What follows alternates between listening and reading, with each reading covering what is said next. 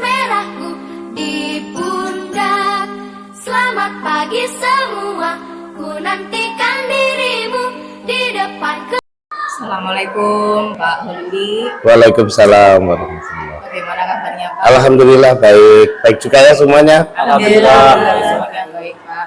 Mohon maaf sebelumnya kami berempat mengganggu waktu panjenengan karena ada beberapa hal yang ingin kami pelajari dari sosok Pak Holidi sebagai kepala sekolah di SMP 3 terkait pengambilan keputusan berbasis nilai-nilai kebajikan sebagai seorang pemimpin. Ya. Bapak berkenan kalau nanti kami banyak bertanya ya Pak, ya mohon maaf sebelumnya. Boleh. Silakan, ini kan untuk kepentingan dari pendidikan guru penggerak ya.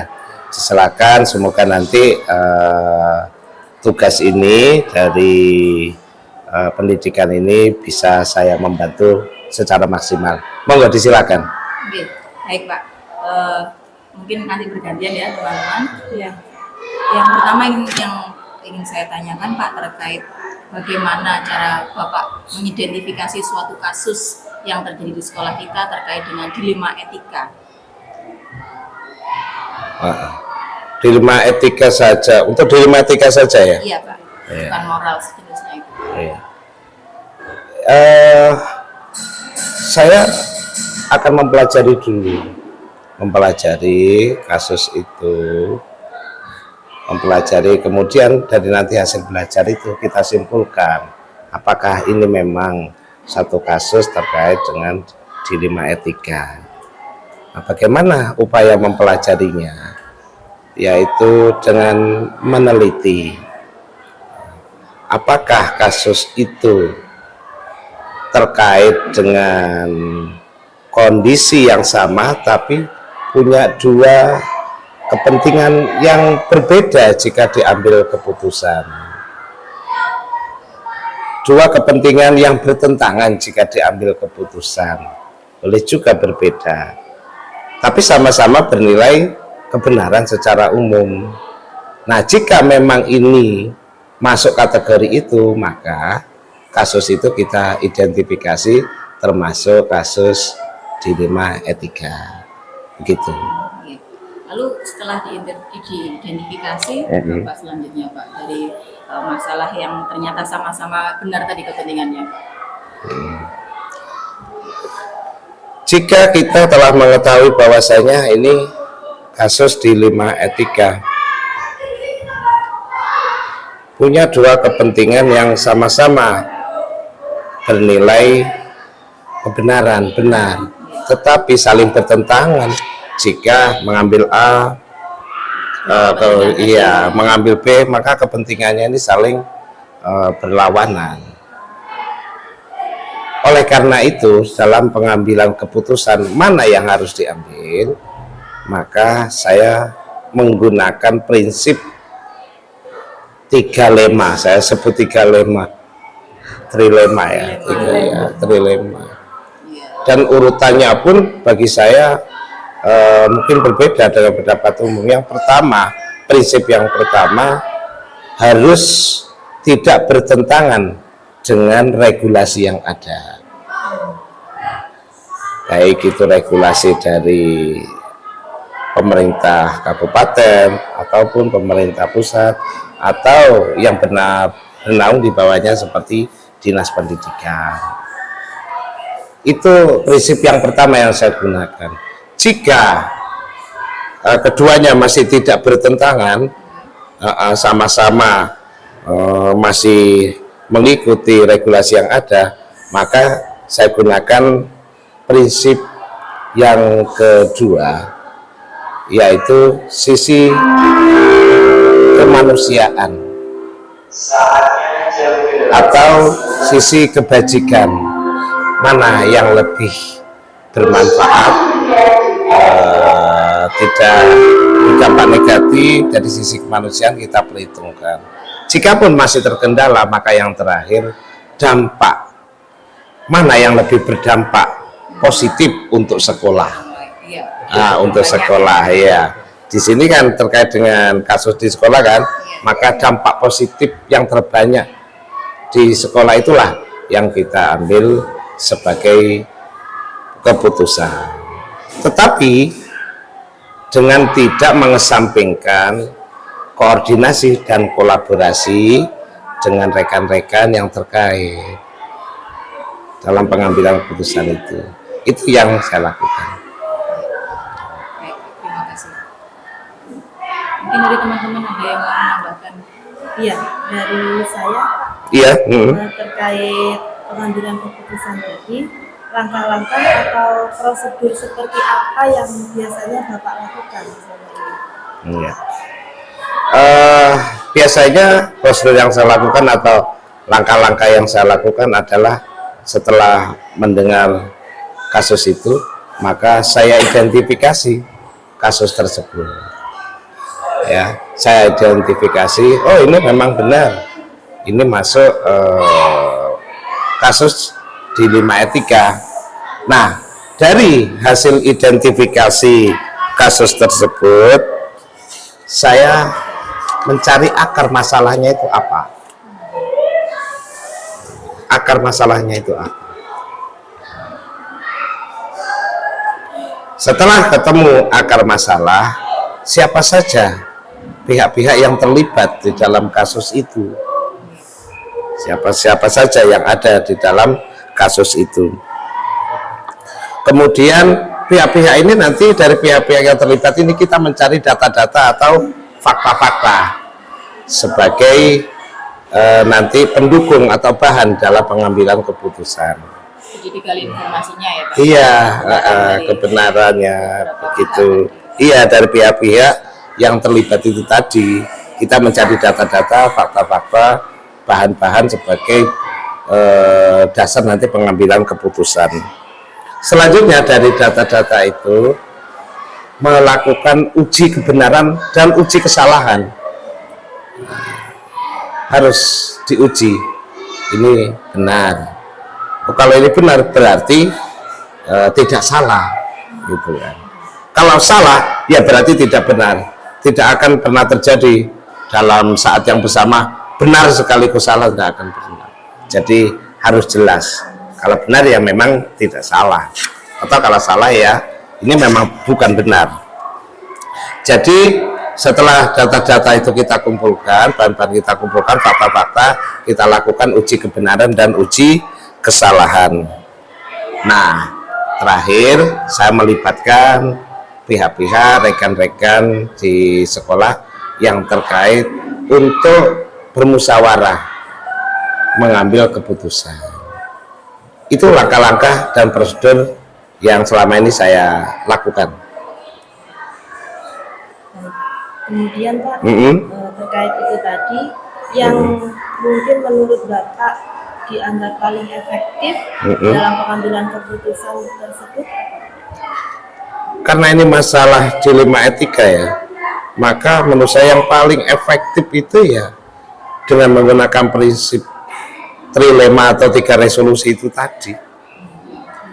Itu sudah, karena siapapun menganggap ini benar, itu benar, maka dengan prinsip 3 prinsip atau trilema itu tadi, dengan urutan bagi saya nomor 1 itu tidak bertentangan dengan regulasi, yang kedua memperhitungkan dan mempertimbangkan sisi kebajikan atau kemanusiaan, dan yang ketiga dampak positif bagi sekolah. Itu urutannya kalau saya mengurutkan itu ya, itu yang paling efektif dalam pengambilan keputusan. Mungkin ada Terima kasih atas waktunya. Terkait dengan pengambil keputusan Bapak Auli ini, Ya. ada 5 yang akan saya tanyakan. Ya. Hal-hal apa saja yang selama ini merupakan tantangan bagi Bapak dalam pengambilan keputusan pada kasus-kasus dilema etika? Ya, selama ini tantangan bagi saya dalam pengambilan keputusan kasus-kasus dilema etika itu, tantangannya adalah pengendalian diri dan pengendalian emosi, kontrol diri. Karena pada saat mau mengambil keputusan, teman-teman yang saya ajak berkoordinasi pasti punya sudut pandang yang lain-lain. Ini juga benar Pak, loh ini juga benar Pak.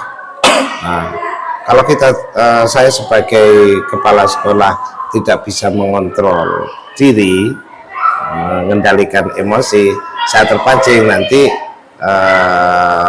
bermasalah dalam pengambilan keputusan. Itu tantangannya, Pak. Ya. Selanjutnya Bapak, apakah Bapak Holly memiliki sebuah tata kala atau jadwal tertentu dalam sebuah penyelesaian kasus dilema etika? Apakah Bapak langsung menyelesaikan di tempat atau memiliki sebuah jadwal untuk menyelesaikannya? Bentuk atau prosedur seperti apa yang Bapak jalankan? Saya tidak memiliki tata kala atau jadwal dalam menyelesaikan kasus-kasus dilema etika. Tapi prinsip saya dalam menyelesaikan suatu masalah adalah sesegera mungkin, selekas mungkin, segera mungkin untuk dicari penyelesaiannya dengan menggunakan prinsip dan prosedur yang sudah saya sebutkan itu tadi, selekasnya. Karena jika tidak diselesaikan dengan segera, maka bisa tertumpuk oleh kasus-kasus yang lain. Juga pertimbangannya, kalau kasus dilema etika tersebut tidak segera diselesaikan, bisa dimanfaatkan oleh pihak-pihak lain yang tidak bertanggung jawab dengan maksud yang negatif. Jadi bagi saya prinsipnya adalah segera diselesaikan. Jika pada hari ini bisa diselesaikan, maka harus. Butuh waktu ya besok, tapi saya harap tidak berlama-lama, segera intinya, tidak usah dijadwalkan dalam waktu seminggu apa begitu, Pak. Terima kasih Bapak. Mungkin itu saja yang saya sampaikan. Mungkin ada mungkin kalau menyampaikan. Ya Pak Rudi, ini masih ada yang ingin saya tanyakan. Jadi tadi di jawaban sebelumnya Bapak mengatakan bahwa ketika akan melakukan pengambilan keputusan di akhir, itu Bapak juga melibatkan orang lain. Jadi yang mau saya tanyakan adalah apakah ada seseorang atau faktor-faktor yang bisa membantu ketika Bapak akan mengambil sebuah keputusan dalam kasus dilema etika? Ya, jelas ada, Bu. Tapi sifatnya bukan perseorangan yang membantu saya. Saya namakan yang membantu saya adalah rekan sejawat. Kadang saya membentuk tim, jadi bukan perseorangan. Meskipun sebenarnya kasus dilema etika itu bisa langsung saya putuskan sendiri saat itu juga, tetapi saya harus melibatkan rekan sejawat dalam pengambilan keputusan agar bisa diketahui oleh rekan-rekan sekolah. Jadi bukan saya pasti memerlukan bantuan, tapi bantuan dari rekan-rekan atau warga sekolah dalam pengambilan keputusan. Ya. Ya Pak, terima kasih banyak Pak atas semua yang sudah pengalaman yang diberikan ini. Untuk yang terakhir, gimana? Mungkin dengan bisa memberikan pesan-pesan atau pembelajaran yang bisa panjenengan petik dari pengalaman panjenengan selama ini mengambil sebuah keputusan dalam kasus dilema etika. Ya, pembelajaran bagi saya sendiri juga kepada Bapak dan Ibu dari pengalaman saya ini, kemudian diwawancarai tadi, yang dapat saya sampaikan pembelajarannya itu adalah bahwasanya tidak ada suatu pengambilan keputusan yang 100% disetujui, didukung dan diiyakan oleh warga sekolah atau lingkungan setempat. Tidak ada 100%.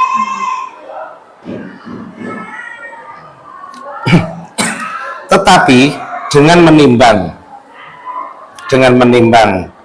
yang terakhir tadi, dampak manakah yang berdampak positif untuk kepentingan sekolah, maka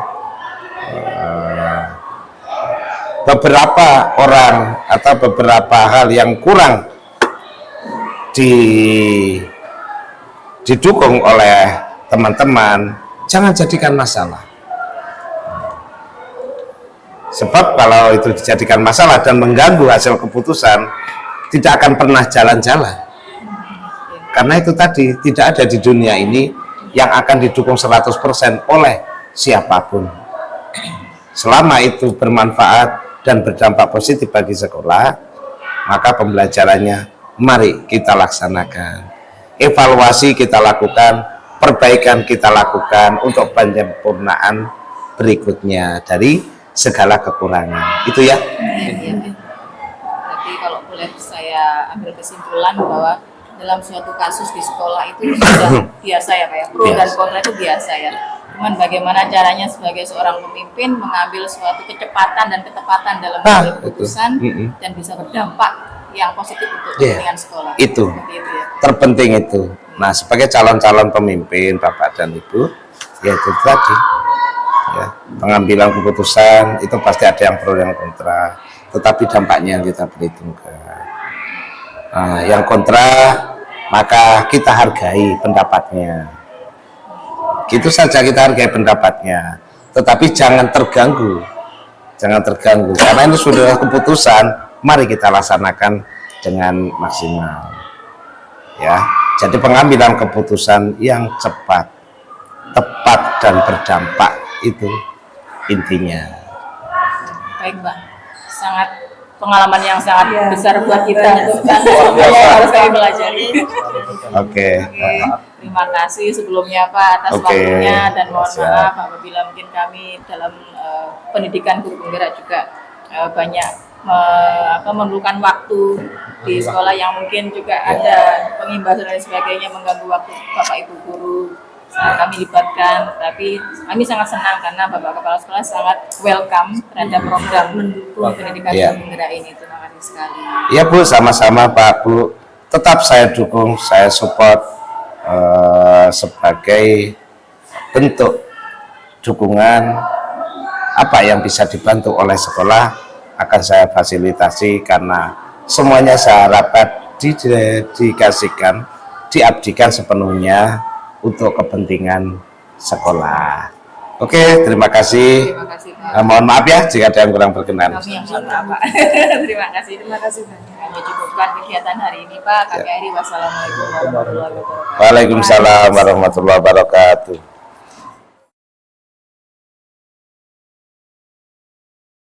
Assalamualaikum warahmatullahi wabarakatuh. Ibu, bagaimana kabarnya Bu? Alhamdulillah sehat. Alhamdulillah juga, terima kasih Bu atas waktunya yang diberikan kepada saya. Perkenalkan Bu, saya Wiwin Marso, saya dari SMP Banyuwangi.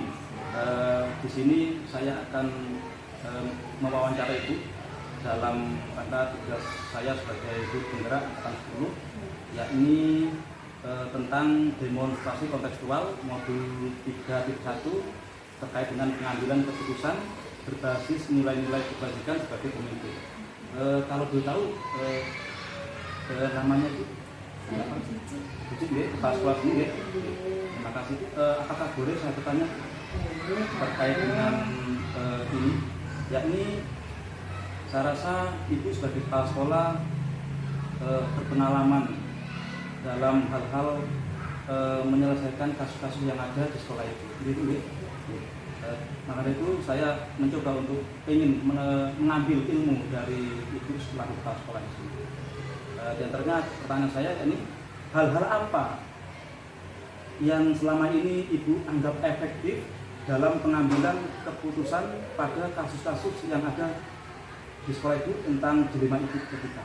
Oke, berarti efektif ya? Iya. Efektif, ada beberapa yang saya lakukan selama ini ya. Yang pertama, saya selalu berpikir hasil akhir itu merupakan hasil yang bijaksana untuk semua pihak. Begitu. Jadi tidak ada satupun di antara mereka yang merasa dirugikan. Kalau misalnya bagi mereka itu kurang berkenan, saya akan memberi solusi yang terbaik. Seperti itu. Kemudian yang kedua, berorientasi pada aturan yang benar. Jadi tidak apa menurut saya saja, tapi aturan itu selalu taat. Ada poin-poin yang memang harus kita terapkan di sini. Selanjutnya yang ketiga itu mengutamakan rasa peduli. Itu yang sangat sulit. Semua orang yang punya rasa peduli tidak semua orang punya. Nah, menanamkan rasa peduli ke semua orang itu, apalagi yang berkaitan dengan kasus yang mereka alami, itu harus didahulukan. Jadi saya kira 3 hal itu yang biasa saya lakukan, yang paling efektif. Jadi kalau bisa sambil kesimpulannya Bu ya, Ibu itu dalam mengambil menyelesaikan masalah-masalah yang ada di sekolahnya, yakni tidak memberikan di antara keduanya Bu ya. Kemudian mencari solusi yang terbaik.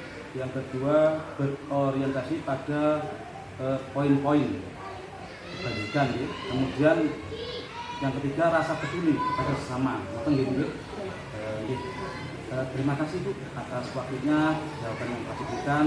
Mudah-mudahan jawaban yang diberikan bisa jadi pengalaman, menambah ilmu buat saya bertanya dalam mengambil keputusan apabila nanti ada masalah-masalah di sekolah saya. Terima kasih untuknya.